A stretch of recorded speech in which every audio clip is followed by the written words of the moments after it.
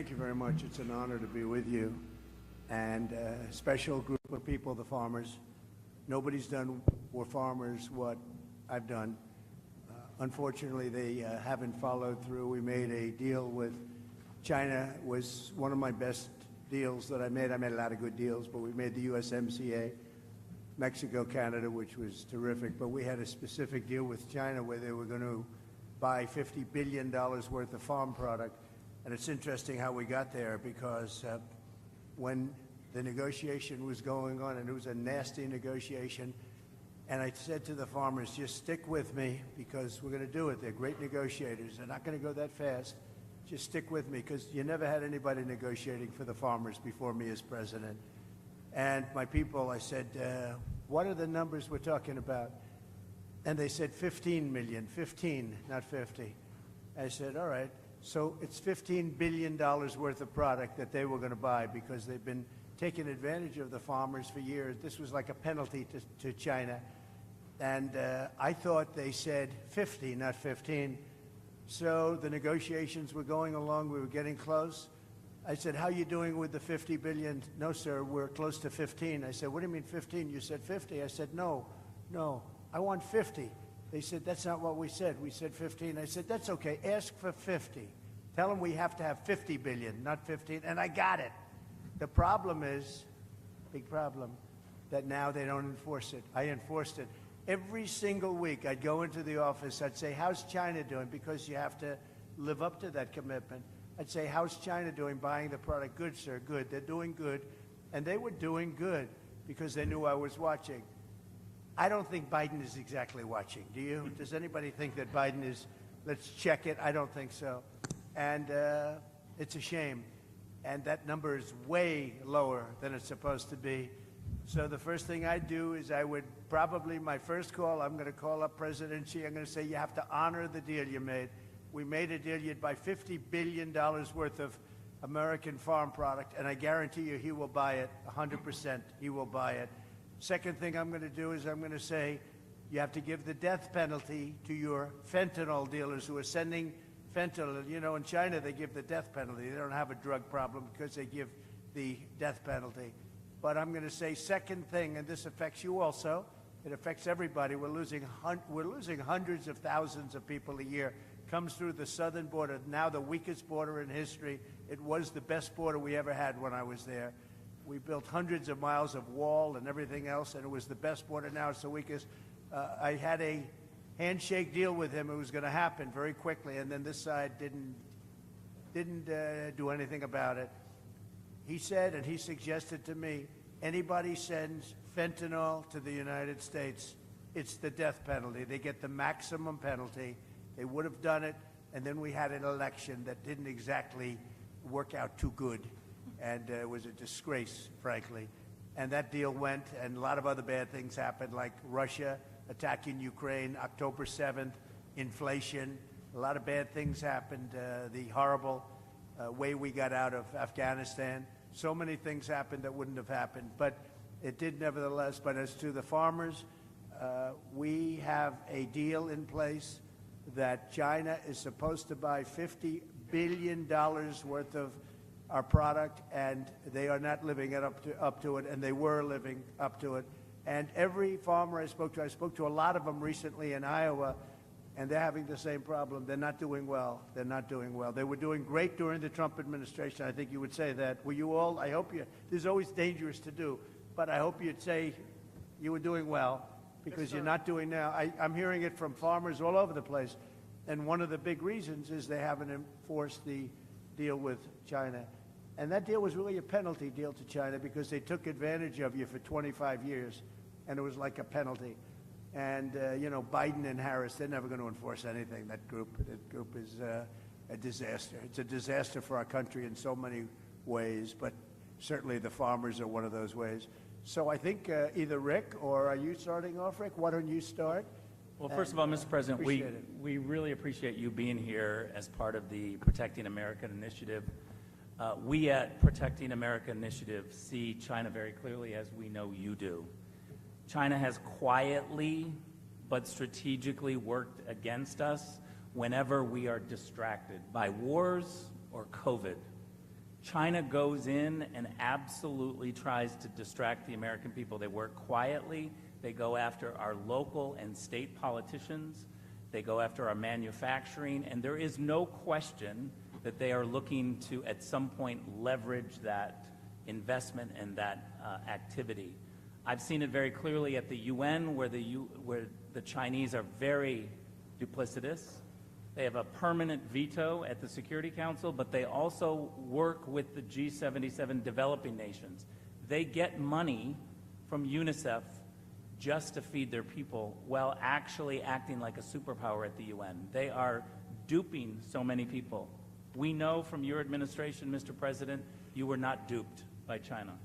You saw them very clearly, but for the past 4 years, while America and America's Democratic-controlled White House have been distracted by wars, China is getting into our farmland. And we have to be able to see China very clearly. So we want to thank you for being here, and Lee is going to take us off into Q&A. Well, thank you, Rick. Like Ambassador Grinnell said, President Trump understood the Chinese Communist Party threat and protected Americans from the CCP's attempts to infiltrate America. It is great to be here with the 45th and our next President of the United States, Donald Trump. China now owns 349,442 acres of agricultural land in the United States. That is up 82% from 3 years prior. America's food supply and the farmland that enables it is critical to our national security interest, especially due to China's aggressive ventures into the U.S. food supply. While in the White House, President Trump took on China in many ways that stood up for American farmers. In 2018, he signed a law requiring the federal government to review CCP purchases of land around critical infrastructure, airports, and military bases. That is why we need President Trump back in the White House to pick up right where he left off and go even further. Another one of President Trump's greatest accomplishments was the groundbreaking United States-Mexico-Canada trade agreement that replaced NAFTA, improved supply chain resiliency, and put America's farmers first. The USMCA provided new market access for U.S. agricultural products, a fair, non-discriminatory pricing plan, and improved grading standards for products.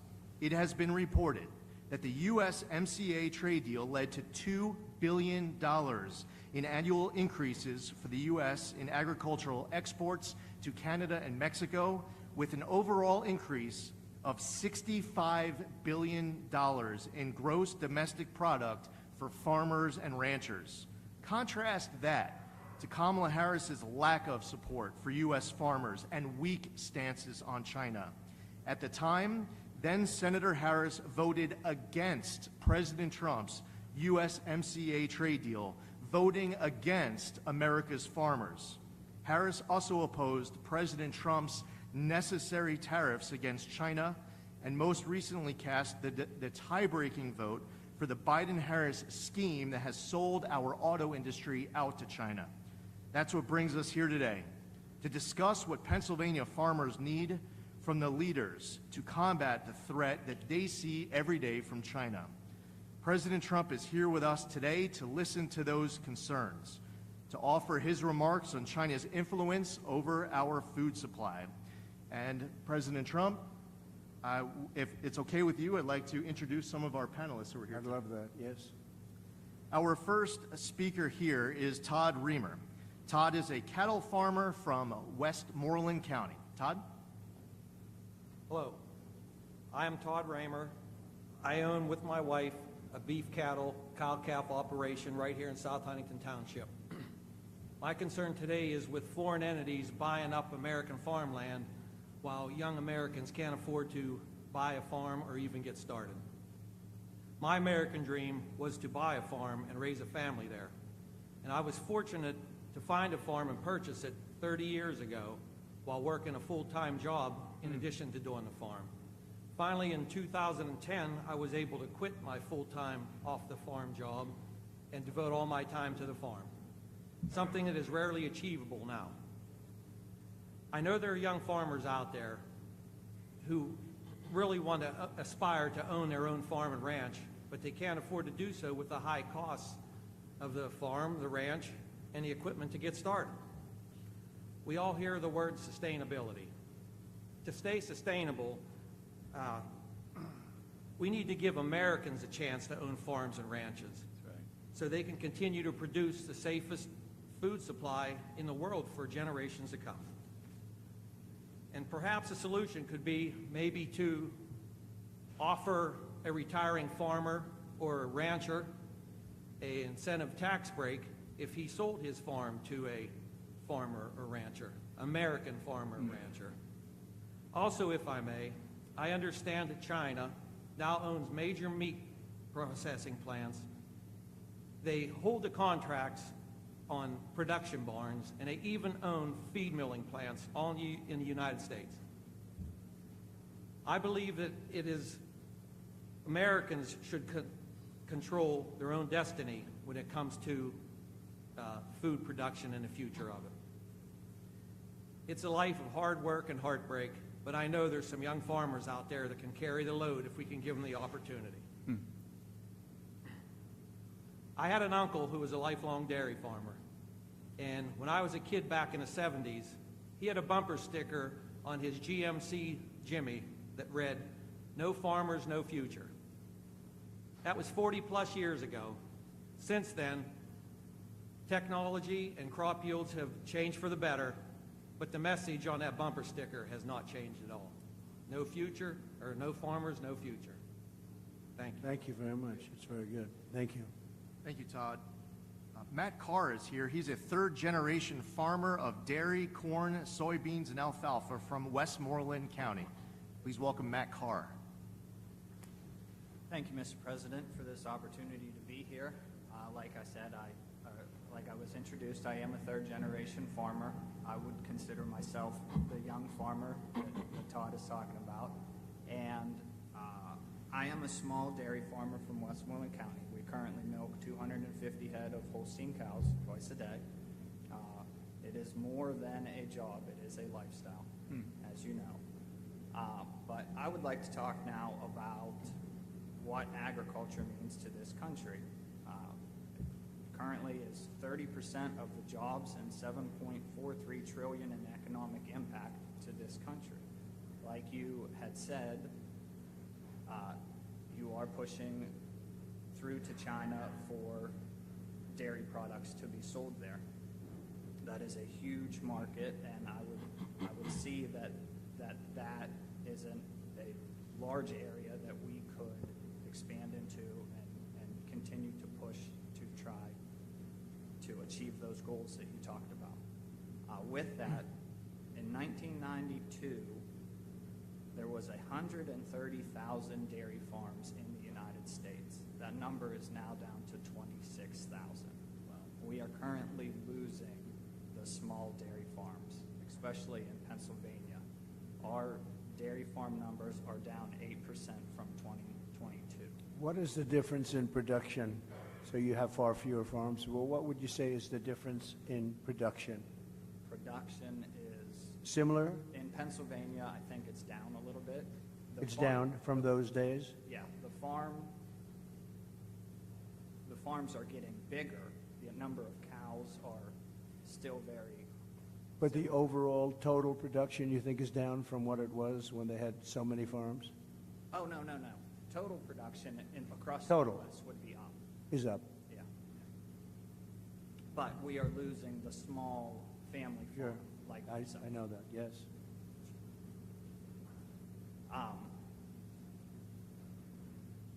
Dairy margin is the margin that we have in order to make a living and a profit is extremely tight. Our input costs are up. So is there a way for America to, we talked about manufacturing, can we manufacture our own and not rely so much on foreign inputs for that in order to address what we need in order to survive into the future? Thank you, Matt. Did a great job. Appreciate it. Thank you. Nick Stafiri is a hay, beef, and pork farmer from Fayette County. And at this time, I'd like to introduce Nick Stafiri. Hello. Thank you, Mr. President, for having me, and thanks for the opportunity to be here today. My name is Nick Stafiri, as they said. I'm from Lower Tyrone Township, Fayette County. My family owns a small 120-acre farm where we specialize in freezer beef and hay. My story's a little bit different than everybody around the table. I didn't grow up with a farm. I married the farmer's daughter, so I kind of got that on the backside. Very smart. My mother-in-law was a full-time farmer in our operation. My father-in-law, myself, my brother-in-law, my sister-in-law, my wife, everybody else had a job off the farm. From 1954 to 2015, we milked 50 cows a day, twice a day, no hired help. It was all on them. My mother-in-law decided to stop milking in 2015 and transition to freezer beef and hay. I'm going to be a little bit different on my story here because my wife and I are both energy workers. So with the energy transition in Pennsylvania, our focus and our ability to have take our financial resources and put those back into the farm has been tremendous. Without that energy job, we wouldn't have been able to better our farm and better our situation. Without my industry and my work family, the opportunities afforded to me, especially like this today, wouldn't be possible. And as you sit here today, you're sitting on top of the Marcellus and the Utica shales.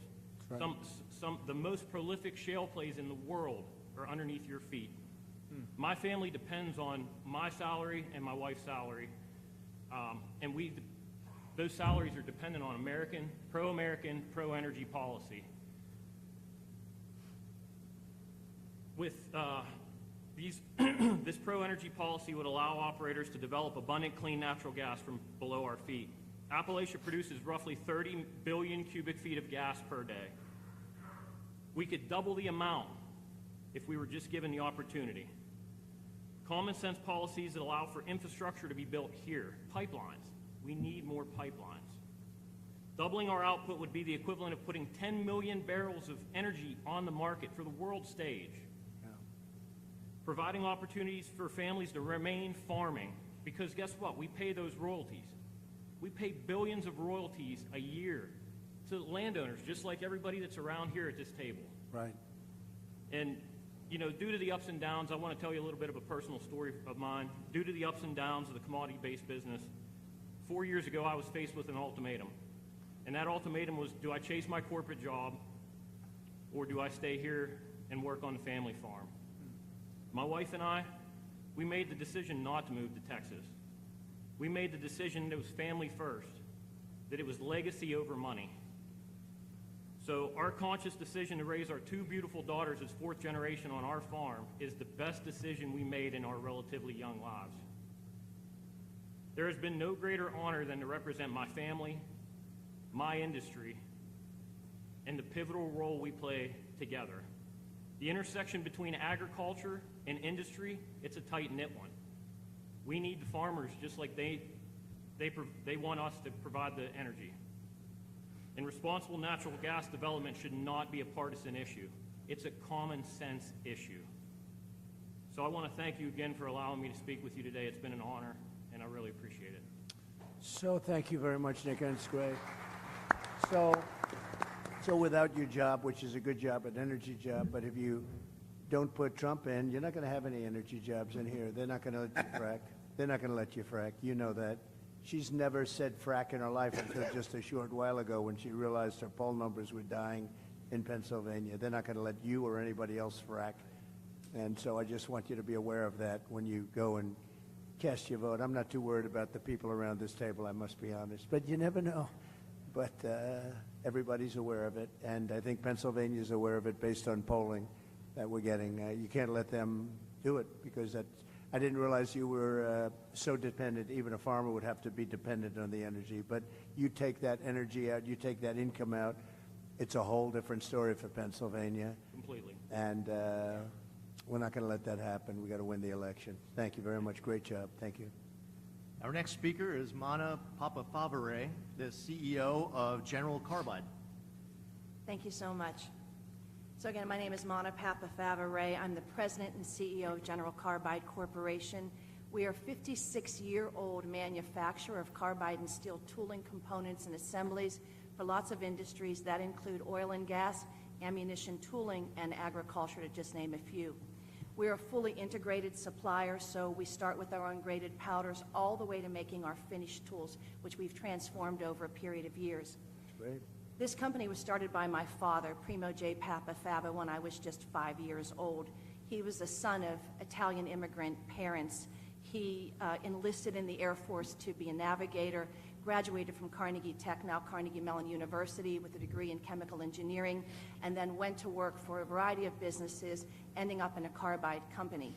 He worked his way up, and eventually he started his own business. When he started the business, I was just 5 years old. So I'm very proud of our history.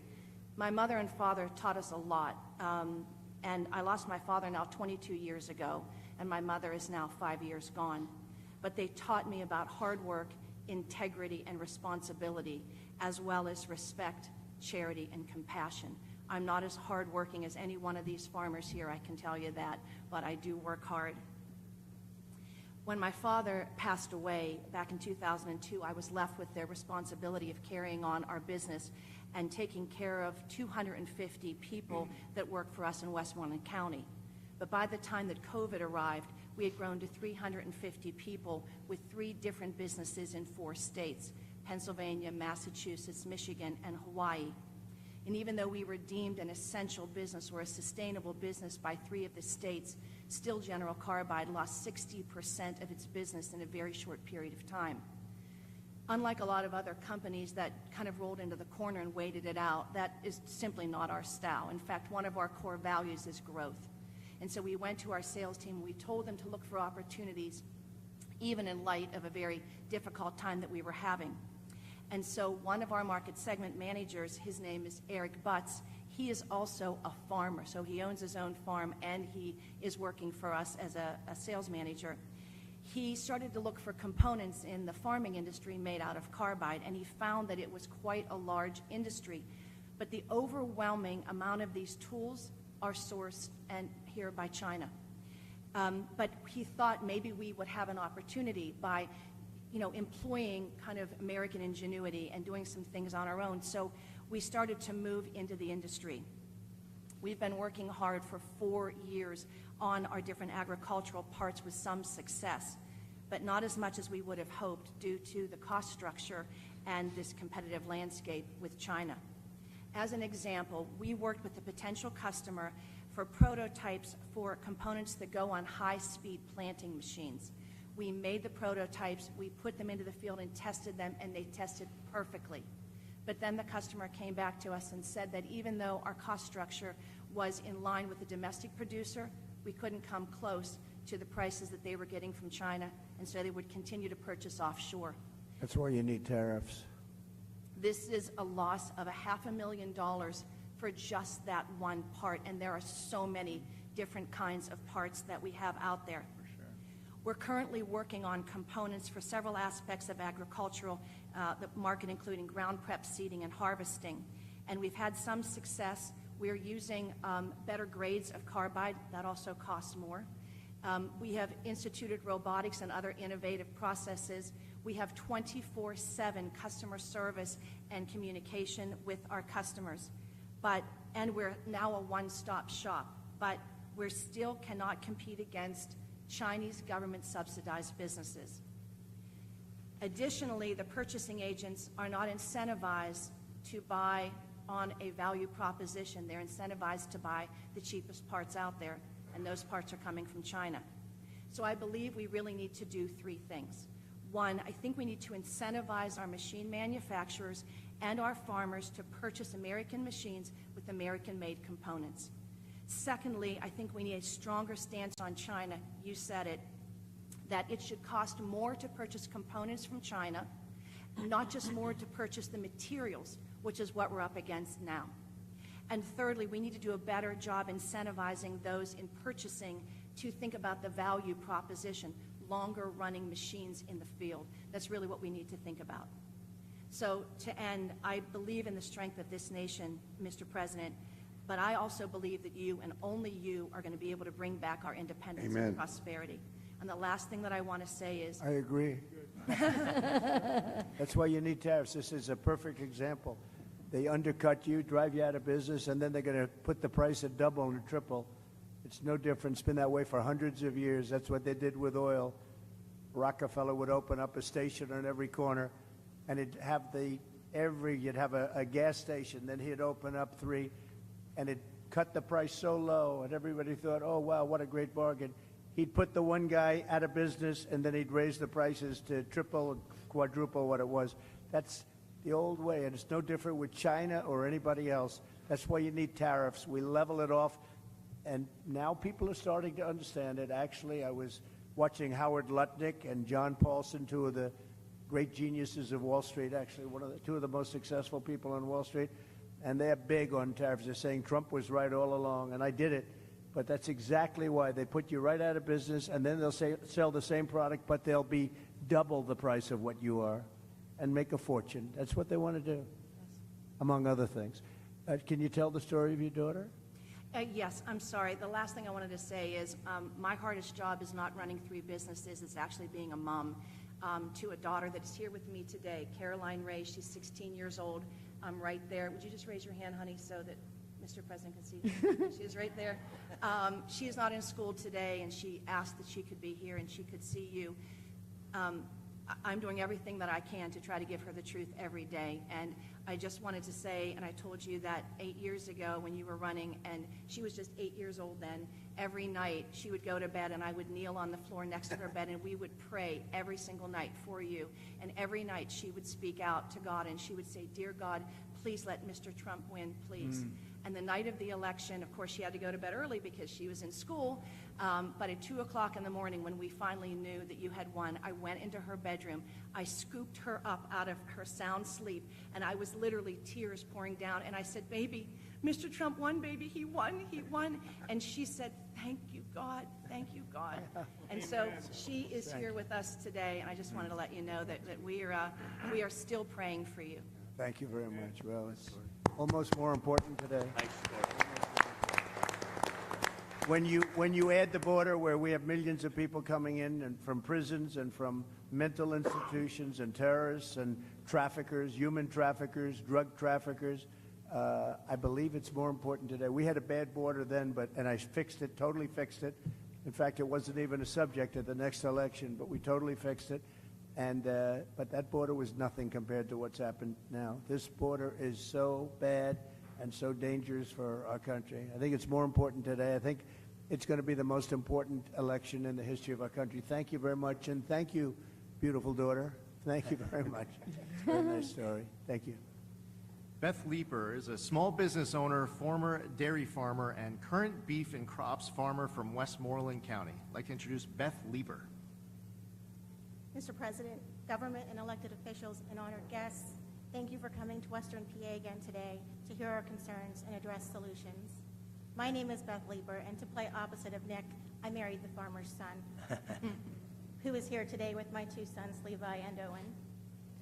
I am a Christian, a wife, a mother of 3, and a small business owner in that particular order.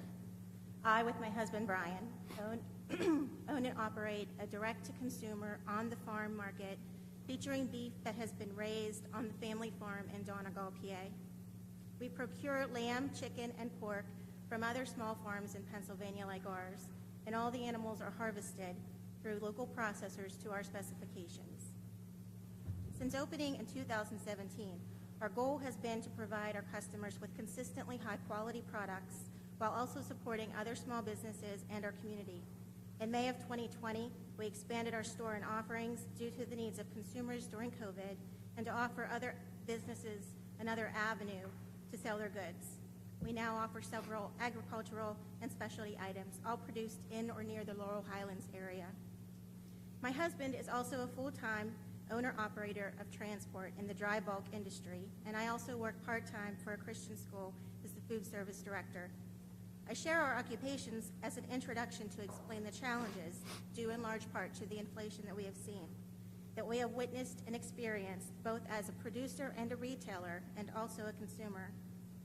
As a truck driver, my husband normally fills his truck 2 to 3 times a week with diesel. In January of 21, just after Biden revoked the Keystone Pipeline, one of our fuel receipts totaled $592 for 200 gallons of fuel. That was $2.99 a gallon. In May of 22, a year after our energy independence moved overseas, one of our fuel receipts totaled $996 for 166 gallons of fuel. That was $5.99 a gallon. That $3 per gallon more means upwards of $800 to $1,200 a week in fuel expense, unless to meet our business and families' needs. This net zero approach has also increased farm costs exponentially, which I know comes as no surprise to anyone here today. Fertilizer is up 30 to 60% in 2024, not to mention the increase in seed costs, the fuel, the parts and supplies, and man hours for planting. Electric has doubled from around $400 a month in 21 to $800 a month this year, just to run some equipment and the lights that doesn't include heat. In 2023, feeder calf prices reached an all-time high, coupled with the increase in other commodities and prices to farmers not keeping up. This equals very small profit margins, and therefore, we have been purchasing a fraction of the feeder cattle that we have the capacity to feed. Our farm currently feeds out approximately 70 to 100 head of cattle, and that is reduced from 180 to 200 head just 2 to 4 years ago. But we have the capacity to feed upwards of 400 to 500. Actually, we are currently feeding only enough to satisfy our direct-to-consumer base, as it remains somewhat constant. The seasonal tourism of camping and skiing in the Laurel Highlands contributes to our sales, and we are located in the heart of the Laurel Highlands. I handle all of the customer relations for our on-the-farm market, and our customers often share their concerns with me. These are some of the things I hear most often. I really don't eat a lot of beef anymore. It costs too much. I can't afford to purchase a whole animal this year. What smaller packages do you offer? We are visiting from out of town. We don't have any places like this where we are from. And recently, the thing I've heard the most is I used to purchase bulk beef from a farmer nearby, a friend, a relative, but they don't have cattle anymore. Just last week, a local dairy in operation for over 65 years announced the closure of their bottling operations due to rising costs of supplies and down demand. Other farms in the area have declared bankruptcy or sold off property and downsized. I can't even get started on the detrimental effects that the weather has had on the vegetation in our region this year. From hailstorms to droughts, our corn and soybeans were among the victims. Nevertheless, farmers are no strangers to the risk and the gamble that they take every single day in order to do what they know and love, and that is to farm their land. And as always, this too shall pass, hopefully soon. Jeremiah 29:11 tells us, "For I know the plans I have for you, plans to prosper you and not harm you, plans to give you hope and a future." I'm not an economist, and to be honest, foreign policy is not in my wheelhouse. But this roundtable event is to address on how to protect our farms and food from China. It seems like basic, conservative, common sense to me. Do what it takes to keep our farms producing, our markets selling, and our customers buying. Thank you for your time. Thank you. Thank you. Thank you, Beth. Dave McCormick, known national security expert, a fellow former veteran of the 82nd Airborne Division, and hopefully our next senator here from Pennsylvania. Dave McCormick. Thank you. Thanks, Lee. And Mr. President, thank you for being here. And, a lot of bad things have happened over the last 3.5 years, but there's two particularly relevant to this audience. One is, as Lee said, China now has the upper hand. China is our adversary, smells weakness in all of its relationships with the United States because of the weak policies of Harris, Biden, and Bob Casey, who's been a 98% vote. Right. The second bad thing that's happening is our family farms, as you're hearing, our farms across Pennsylvania are struggling. Agriculture is the biggest industry in Pennsylvania. We have 52,000 farms. And under the Biden-Harris-Casey administration, it's been a disaster. Everywhere I go, I hear the skyrocketing prices, the price of inflation. I hear the burden of regulation. I hear the implications of the war on fossil fuels and what it's done to our farmers. And so when you're back in the White House and we have a majority in the Senate to support your agenda, and I've heard you talk about this, I think the people in this room can have a lot of confidence in fair reciprocal trade. Under your leadership, we had that. We've lost that. We'll get that again. Under your leadership, we can make sure we reduce our dependence on China for semiconductors, for pharmaceuticals. We got to have food security, and the people in this room are the providers of food security, not just for Pennsylvania, but for America. You know, we got to stop this buying of farmland. It's going up dramatically. It hasn't hit Pennsylvania much yet, but nationally it's growing dramatically. It'll come to Pennsylvania too. I know you're going to stop that. And then finally, I'm so glad you said it, energy. I mean, the reason many of these family farms are still operating is because of the energy revolution, the royalties that come from the wells on their properties, the incomes coming from energy workers. So this is a very simple choice for the people in this room and the farmers across Pennsylvania. It's a choice between strength and weakness.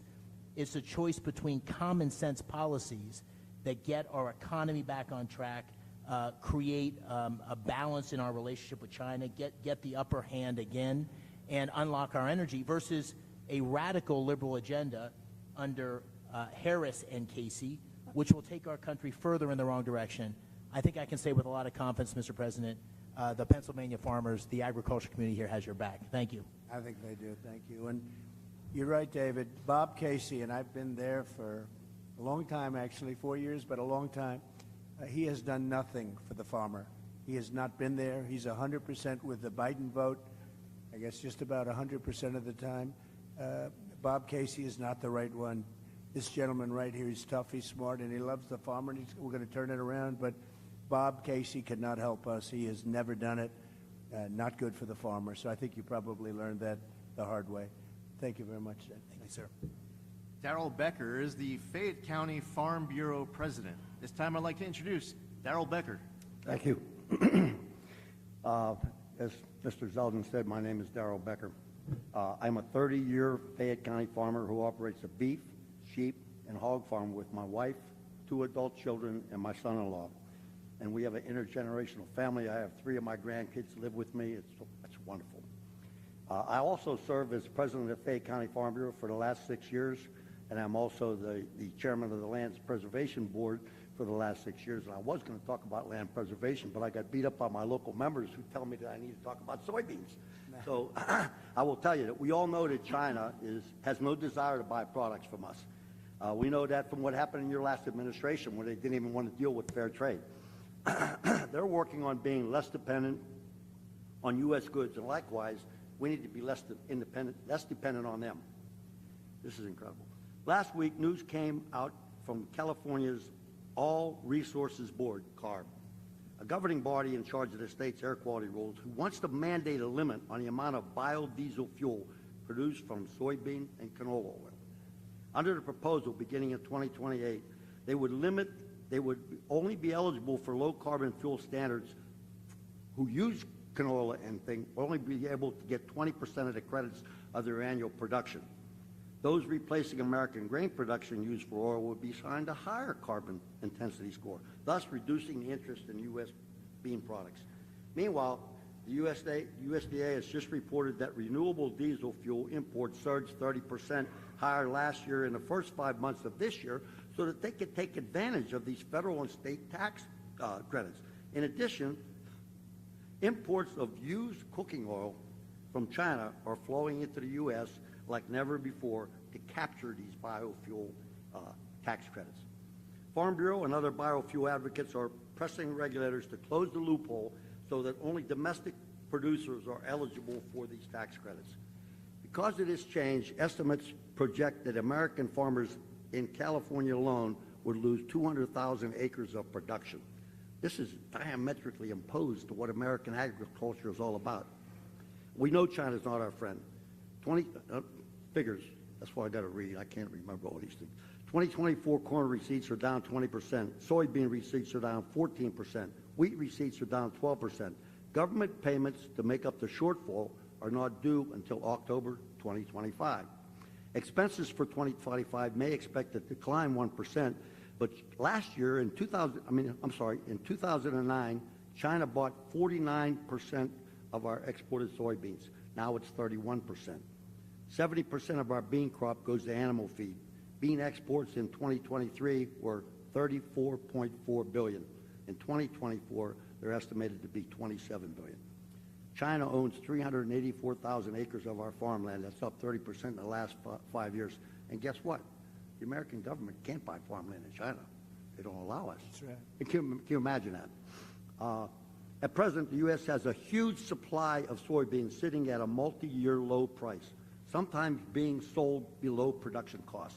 Farmers are using reserve funds to buy and produce soybeans now. There's no cash flow available to them due to the low price.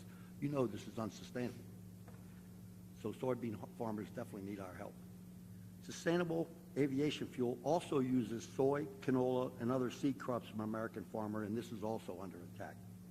We are putting ourselves at extreme risk in supply chain, knowing that a huge amount of the herbicide 2,4-D and many repair parts for agricultural use are imported from China. How much risk can we absorb and rely on a country that is trying to replace us? We need to build domestic demand. Our government needs to invest in American agriculture.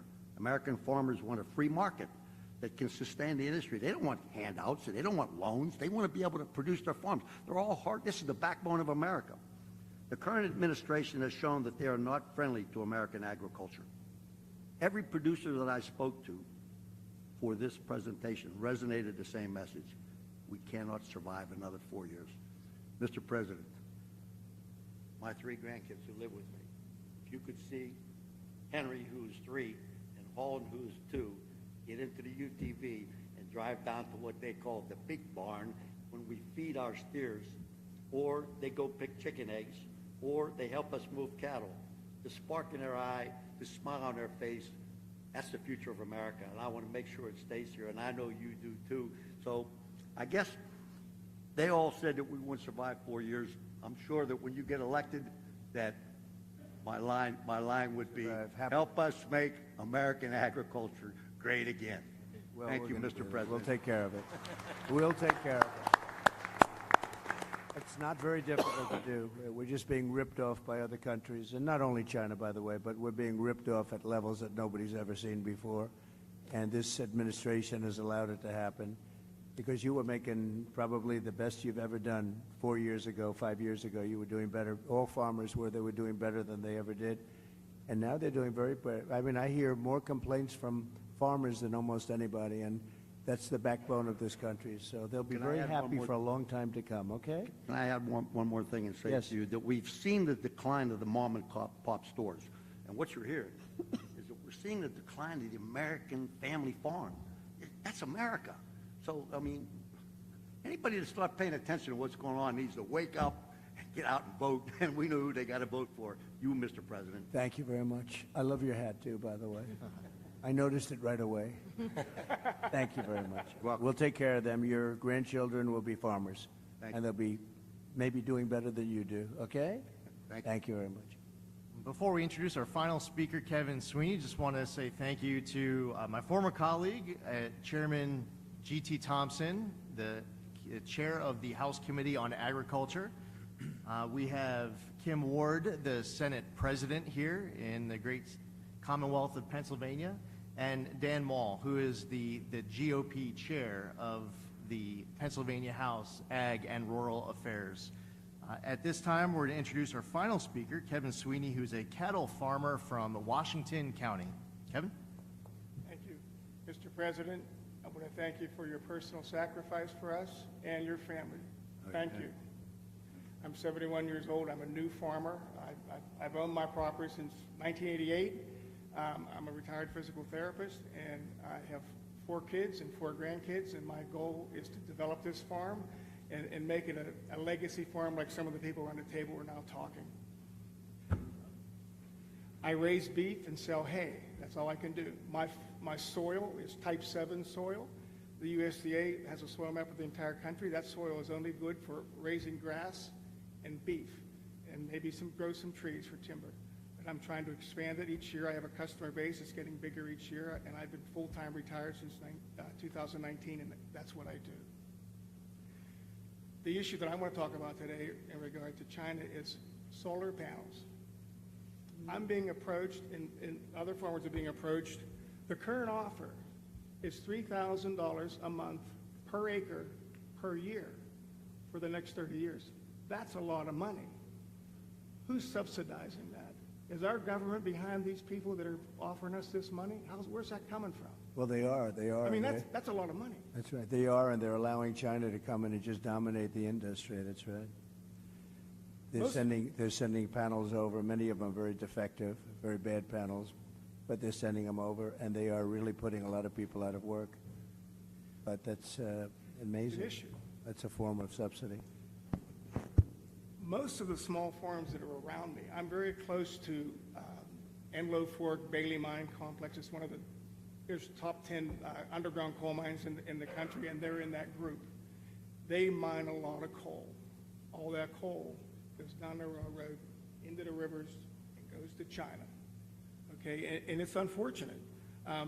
These companies I'm surrounded by have bought up a lot of the small farms that I was fortunate enough to buy in 1988. They were beef farms. They were the same type of farmers as mine, but they own all these. They own all this property. Okay, my concern is, what if one of these foreign entities come in, and even though they don't own the land, they buy that company and indirectly have control of the lease or that land and are able to use it for whatever reason. My other concern is the federal government. What if, for public use, they come in and say that they want to take my farm and put solar panels on it? What guarantee do any of us have that the government, Big Brother, won't come in and do that to us? We need to know about that. That concerns me. In the news right now is the sale of U.S. Steel to Japan. Okay, and I just happened to be researching it. I didn't realize that U.S. Steel has a land division, huge land division. They have vast holdings in this country. So when when Japan buys U.S. Steel, they're buying a lot of land with it. Will they have the ability to put solar panels on it or use it for another purpose? We don't know. It concerns me.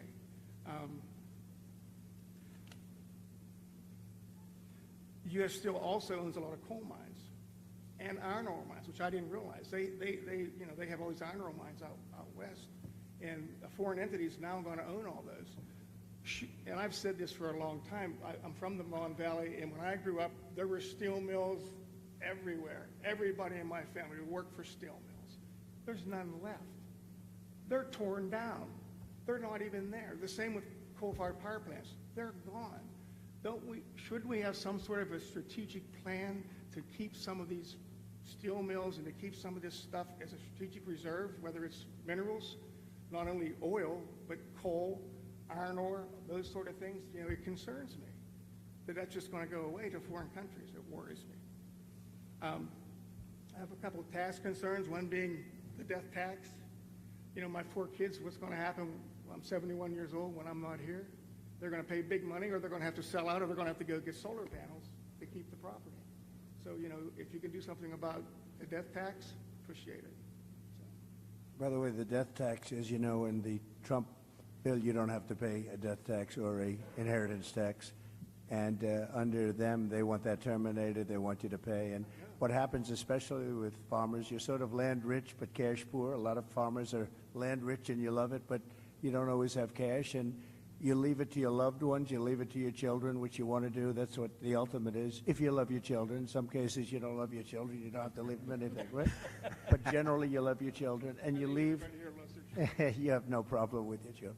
But you leave it to your children, and what was happening is people were going out borrowing a lot of money in order to pay the tax, borrowing from the banks on their farm, big liens on the farm, very smart banks that know how to do it, and the children would go bust, or they'd spend everything they could to pay the tax, and they'd live a very tough life and usually lose the land. I got rid of that. You have no tax to pay on these small farms and businesses. And it's a great thing. Nobody talks about it much. The fake news doesn't ever talk about it, but it's a tremendous factor in I mean, it was one of the things that I was happiest about, because literally farmers are going out of business. Children, they take the farm from their parents and they have to go out borrow a lot of money, and they can't afford to do it, and they can't pay the interest rates. They end up losing the farm over a short period of time. So we got rid of the estate tax or the death tax, and now it will come back under play under Comrade Kamala. That's what happens. That's not good. What about our capital gains tax? Are we going to keep that down? Well, that's the worst. I mean, they have unrealized capital gain. How about that? Yeah, one? how about that? Unrealized. So they want to give you a capital gain if the value of your land goes up. Nobody's ever heard of it before. It's a communist thing, you know. It's a communist thing. It's unrealized capital gain. You'll have every business person, every company leaving this country. It's called an unrealized capital gain. And it's a concept that's been talked about for years. I don't know if any country has even done it, but she wants to do it here. And, you know, come to think of it, now that I'm with farmers, it'll affect farmers probably worse than We anybody. have all the minerals under us which we own, and they're going to put a value on those, and even though we haven't taken You them know out, who's going we to have make a lot pay of for money? it. Appraisers, lawyers, and accountants. Well, I have Not two you. accountants, two of my sons are accountants. They'll be very happy. It's crazy. I have some expenses regarding fuel, okay, and I had the opportunity to call up my fuel provider last Thursday when I found out I was going to be here, and I'll just give you a couple numbers. Use a fair amount of off-road diesel. Off-road diesels come down in price surprisingly in an election year. Yeah, right now, 2024, I can buy off-road diesel for $2.95 a gallon. Okay, in 2020, $1.86. Regular diesel, you know, I use for my truck. It has a road tax and stuff on it. It's around $4.50 a gallon now. Back in 2020, it was around $2.80. Non-ethanol gasoline, you know, ethanol gasoline, as much as we want to have ethanol, it's not good for small equipment, chainsaws and all the small equipment. It eats up the carburetors. It's really not a good thing to have in small equipment. And so I use non-ethanol gas. Right now, it's $4 a gallon. 2020, it was around $3.15. So it's gone up. Propane I use to heat with, it stayed about the same. It was $1.97 a gallon in 2024. In 2020, it's $1.65. But, you know, the other thing, I lime my fields, you know, because the pH, you know, is low. You've got to have a certain pH to grow good grass, just like the golf course. You understand that part. Anyways, just recently, I had an arrangement to have some delivered and spread. It was $45 or $50 a ton. They call me up. Well, there's been a price increase. It's $70 a ton now, just out of the clear blue. It increased my expense. Fertilizer was $600 a ton. I'm paying $1,000 a ton for fertilizer now. I mean, it's just costs are out of control. The only thing that helps me is the fracking and the money that I was able to get from that. It's allowed me to keep my equipment. It's allowed me to buy another farm adjacent to me. And I'm hopeful that the fracking continues, and I know it will. And I'm hoping we get more of it so that my kids won't have to be forced at my demise to sell the farm to pay the tax. You'll be around a long time. Don't worry about it. Thank you. But it will not continue. the I'm not a fracking. worrier. They get in, the fracking will not continue, I guarantee you that. My concern in this environment is that small family farms in Pennsylvania are in peril from two sources. One is the foreign competition we've talked about, and the second, I believe, is the federal government. And we need to be left alone. Just get out of our lives, leave us alone, we'll figure it out. Thank you, sir, for your time. Thank you, Kevin.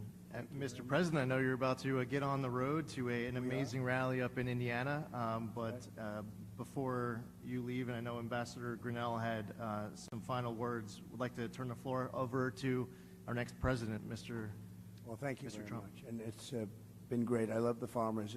I'm very comfortable with the farmers. I feel I know your business, but I haven't plowed quite as much as you. But I do know your business very well. We've had a tremendous relationship. I've always won with the farmers, and that's because I produce promises made, promises kept.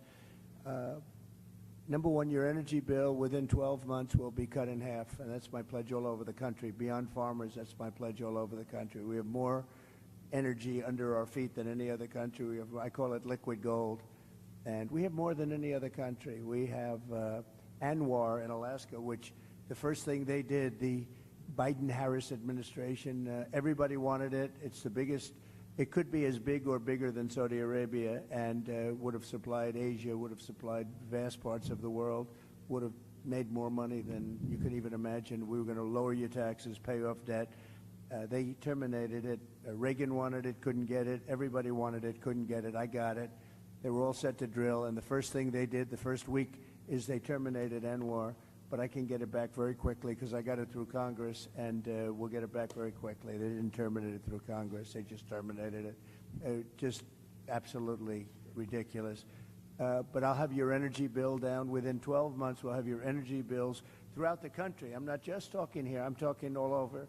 Air conditioning, heating, everything. We'll have it down by 50%, 50, and it won't even be very hard. You know, up in New England, they have tremendous energy costs, and a few minor changes, and we can reduce it. New England is a disaster. I won't say they vote for Democrats so much anymore. I think we're probably taking that over because of energy and because of a lot of other reasons. But we're going to protect your fracking. You know, in my case, I was always for it, and in her case, she was never for it. She wants to defund the police, too. All of a sudden, she likes the police. Started a short while ago. I really like the police a lot. Now, she wanted to defund the police. She did things in Minnesota that were so bad. She was bailing out people that wanted to kill the police and were actually trying to kill the police and burning down Minneapolis. So we're going to do things the way you want it. A big factor here is, with all of you as I speak, is energy in two ways. Number one, you want to be able to collect royalties and other things, or even have a job in energy. That's very important to help your farm. And the other thing is you got to keep the prices down. So we're going to do both, and we'll do it fast too. It'll be largely taken care of within 12 months. I predict within 12 months it'll be down 50%.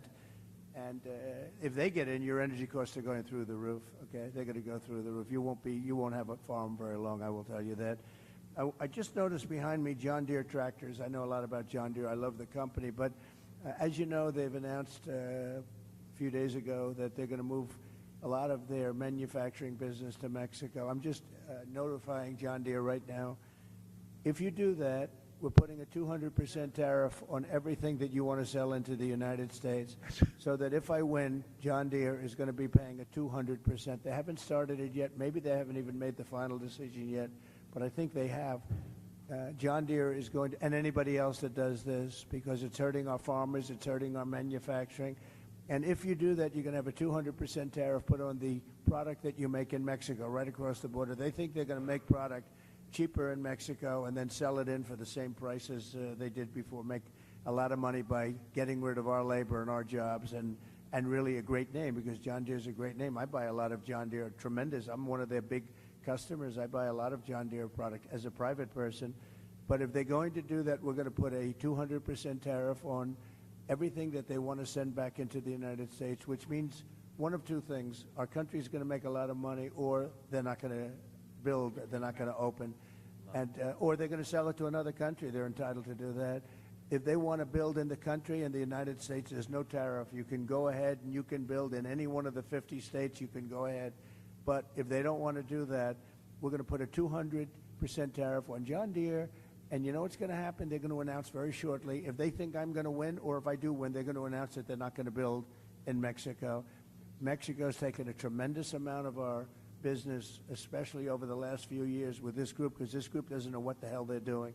They have no idea what they're doing. Mexico is taking a lot of business, and a lot of it's done and financed by China. China is building massive car plants now in Mexico, and it's the same thing they're building. And a friend of mine builds car plants, and he said the biggest ones in the world are being built in Mexico. They're going to put Detroit out of business. They're going to put car manufacturing out of business in the United States. And I'm just telling everybody involved in this stuff, we're not going to rip off the United States anymore. We're going to put big tariffs on those cars that are coming in here at 100 to 200%, and they're no longer going to be competitive. So you better stay in Michigan, and you better stay in the areas that you're in right now. And what I really want you to do is come in and build your plants in this country and put our auto workers to work, because we've lost about 60% of our auto working business over the years. And we're going to get it all back, every one of them. We're going to get it all back, and we're going to get it back quickly. And we can control that so easily. So if they're building those plants in Mexico, which they're starting, if they're building and they wouldn't have done it with me, but now I guess they figure When they started, it was a little while ago. I guess they didn't even know I was going to run. They weren't too happy when they heard I was going to. But they're going to have to pay a tremendous tariff, which means two things. They're not going to build the plant if it's not too late. They're not going to build the plant. This country's going to make a lot of money. Or they're going to build the plant, but they're going to build it in the United States somewhere, and ideally a place like Michigan or South Carolina, where we have a lot of auto business. But we're not going to let that happen. But John Deere has got to understand that if they build in Mexico, if they start closing plants, in this case it was in Iowa, they're going to close a big plant and a couple of them. And that's just the beginning. The problem is that's just the beginning. Then all of a sudden you'll hear in a year from now they're going to do another one. All of a sudden they're not going to be in the country anymore. They're going to have to pay a very big price to be able to sell that product into the United States, okay? So that's very important. And I just have to say this. So Dave McCormick is here. He's running for the Senate. He's a great gentleman. He's a hero, great warrior. And he's a real warrior, too. Served incredibly in the military, so highly respected, did great in the military, went out, did tremendously in the private sector, and he's running against Bob Casey. Bob Casey never did anything for you. He never did anything for Pennsylvania. I was president for 4 years. I don't even know if I ever met him. I mean, I've met everybody. I don't know if I met him. Maybe I did, but it certainly didn't make a hell of an impression on me. But Bob Casey has done nothing for you as farmers. Well, look at the problems you have. As soon as I left, you have problems. You didn't have problems when I was running things because we ran it and we watched over the farmers. It was very important to me. But Bob Casey has done nothing for the farmers, and he's done nothing for the state. He's got long-term legacy. He inherited the job sort of from his father. And, when that happens, I was telling David, not easy there are other cases like that, too. Never easy to beat, but they're living only on a past reputation of somebody else, in this case, a father. He's done nothing for the state, and I didn't come here for David, but I have a lot of respect for him. And if I only do David, I tell you what, you have to get him. He's an incredible guy. He's going to make your farmers, he's going to help me make the farmers rich. We'll make the farmers rich again. And I appreciate everybody. I appreciate very much everybody. Just hang in there, and I know it's not been pleasant. But the first thing I do is I tell China, you got to start buying. China's not buying like they're supposed to under the agreement. And I'd say, China, you have to start buying. I'd like to, if I can, Lee, I'd like to have a few questions, if you want, from the media in the back. A lot of media here. Yes, ma'am.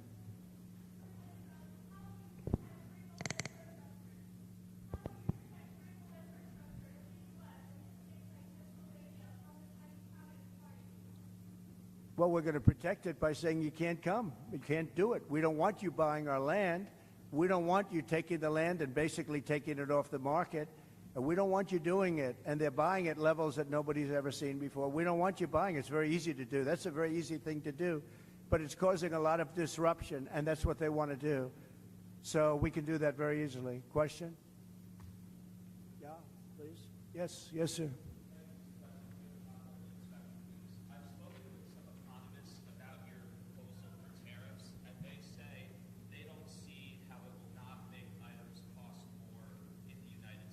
They'll approve it. They'll approve it. And number one, I don't need them. I don't need Congress, but they'll approve it. I have the right to impose them myself if they don't. I'd rather get their support. The ones that understand business all support it. I think David would be a very big supporter of the tariffs because you understand what's happening, right? David's a great business person, led a great company. No, the ones that understand business, they understand. I'll give you an example. China will charge us, and it's not only China. I hate to keep using China because it's everyone. The European Union is a disaster for you also, by the way. They don't want your farm product. They don't want our cars. They don't want anything, and yet they sell tremendous amounts of Mercedes-Benzes, and they sell cars to us, but they don't want our cars. They don't want our farm product at all. They don't want it, but they sell farm product to us. And we have a tremendous deficit. And I had them shaped up real good, but they've gotten out of control. They're really out of control. And Mexico's out of control, to be honest with you. They're taking a lot of our companies in the last couple of years, and companies are moving down to Mexico. They don't know that if I come in it's not going to work out too well for them because they're not going to be able to sell their product into the United States. They're going to have to pay a price which will make it uncompetitive for them to do that. So we are going to do a real job. We need the support of Pennsylvania. It's a very important state, and she is not going to be good to Pennsylvania between pricing and energy. You know, they started off knocking the hell out of the energy that I had. I had it going at a level. We were number 3 and probably number 4. And by the time I left, we were far and away number 1, ahead of Saudi Arabia, ahead of Russia. And then they cut. When they came in, they started cutting. And then prices started going through the roof at the beginning. And what they did is, let's go back to what Trump was doing. We got to go back. And they opened up the stuff that they were cutting. And it was a similar amount. But what they don't say is that we would be at least 3 to 4 times more production of energy right now. And your prices would never be what they are because you can't compete when you have to pay that much for energy. So they didn't do their job. And by the way, if they won, you could forget about it. They want to go to all electric cars. How's that going to work? They don't go far. They're too expensive. They're made in China. And on day one, I end the all electric mandate. And I'm a fan of electric cars. Elon Musk, frankly, gave me the most beautiful endorsement. He endorses me all the time. He says, this is the only guy that's going to save our country. He's been very generous. And I think he makes an unbelievable product. But you have to be able to also sell gasoline-powered cars. You know, we have gasoline, and they want to use something that we don't have, but China has, because for the batteries and everything, China has and controls that market. But the problem is they don't go far. And they have other problems, like if it's cold, you get a little bit cold up here, they don't work too well in the cold. There are a lot of problems, and a lot of assets, too. And he's going to do great. His car is fantastic. But you have to be able to have other types, like hybrids. Hybrids are, good. It's a good thing. You have to be able to do that. So I'm going to end that mandate. Can you imagine? They want to almost immediately go to all electric. And we don't have enough electric to take care of ourselves. You go to California, they have blackouts and brownouts every single day. California's a mess. They have the governor of California, Gavin Newsom. Has anybody ever heard of him? But worse, they had an attorney general and a DA who destroyed San Francisco and then destroyed California. And I hate to say, because I have a lot of land in California, I hate to speak badly about places, but frankly, my presidency is much more important than my land. Isn't it nice to know? With Biden, it's the other way around. But my presidency is much more important than my land or my business. And I will say it, California is getting hurt so badly. She destroyed San Francisco, absolutely destroyed San Francisco, and now she wants to destroy our country. She was a horrible attorney general. You could steal $950 worth of merchandise for a store and you wouldn't get prosecuted. But anything above that, you wouldn't get prosecuted either. She was a horrible attorney general. She was a horrible DA. She was a DA of San Francisco. That was the beginning of the end. San Francisco was possibly the best city in our country 15, 18 years ago.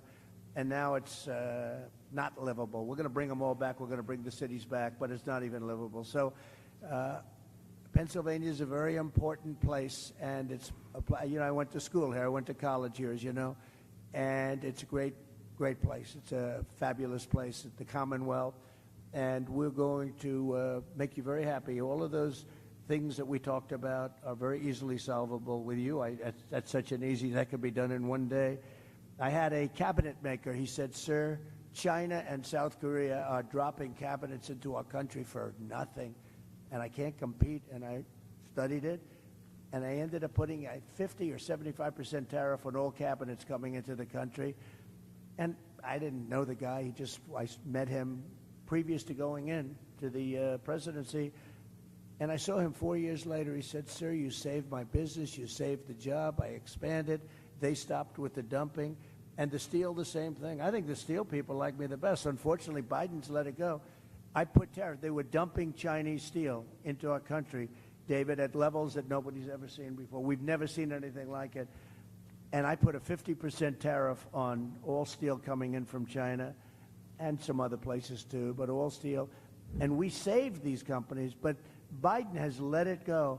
And we need steel. Look, there are some things you could get from outside, but if we're in a war, And we need army tanks, and we need ships, and we need other things that happen to be made of steel. What are we going to do? Go to China and get the steel? We're fighting China, but do you mind selling us some steel? Think of it. These people don't know what they're doing.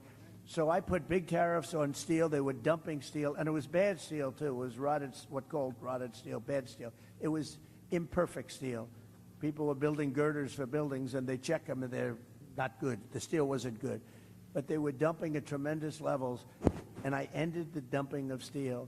But these people, since they took over this U.S. Steel, I would not allow that deal to happen. U.S. Steel, this was one of the greatest companies in the world. You go back 70 years, this was the big deal. United States Steel, and now they're going to let the Japanese buy it? I wouldn't let it happen. I'd help them so they can make the steel company good again. This was the biggest company in the world, the strongest company, had the biggest reputation. It represented our country, and now we're selling it to the Japanese. The psychology of that is unacceptable to me. So I wouldn't let that deal happen personally, but we'll see what happens. I hope it's going to be, I hope it won't have closed by the time I get there, but I would not let that deal happen. And you're right, they have other things. You look at China, they're opening up coal plants. Every week they're doing a big coal plant. And John Kerry, I watch this poor guy. This guy, it's so pathetic. He flies over in his own jet. You know, his wife has some money from a certain family, right? Yeah, right? And he's got a little jet. He flies over to China. He sees President Xi. Oh, yes, I will consider this very strongly. I will consider your request to stop building coal plants. And then he leaves. And he comes back. Oh, I had a good conversation. Nothing gets done. They're building coal plants. He had zero impact. But we don't build anything here. And what people don't understand is all that pollution in China, all the pollution everywhere in the world, much of it flies right over the United States, takes 3.5 days, comes in from China, and it's sometimes bad, and it flies right over the United States. So what are we going to do about that?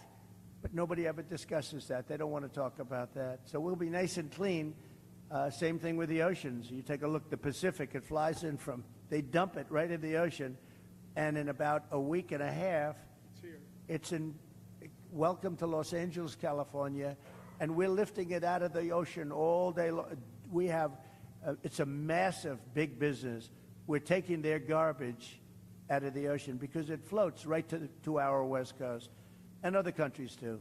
So it sounds bleak, but we'll get it all straightened out, and we'll get it straightened out fast. And I just want to thank Lee, and I want to thank everybody here. I'll tell you, Rick Grinnell has been amazing with me from just about the beginning. You know, he was the ambassador to Germany, and there was no happier woman in the world than Angela Merkel when I announced that I was taking Rick back to Washington and giving him an even higher position. This was the happiest woman in the world when she heard he was leaving Germany. And actually, in a certain way, she liked him, but in another way, he was sort of brutal because he understood what Germany was doing to the United States, one of the many countries that took advantage of the United States, and he got it. So I want to thank you, and you did a great job, and we appreciate it, and hopefully you'll be able to do a great job again. Thank you very much, Rick, and thank you, Lee. Thank you, Mr. President. Mr. President, on behalf of Protecting American Initiative, thank you for being here, but thank you most importantly for seeing the threats to America, both militarily and economic. And we appreciate that. Thank you very much, everybody. Thank you very much. And Mr. Congressman, thank you very much. Great job you're doing. A warrior. Thank you very much. Thank you, everybody, very much.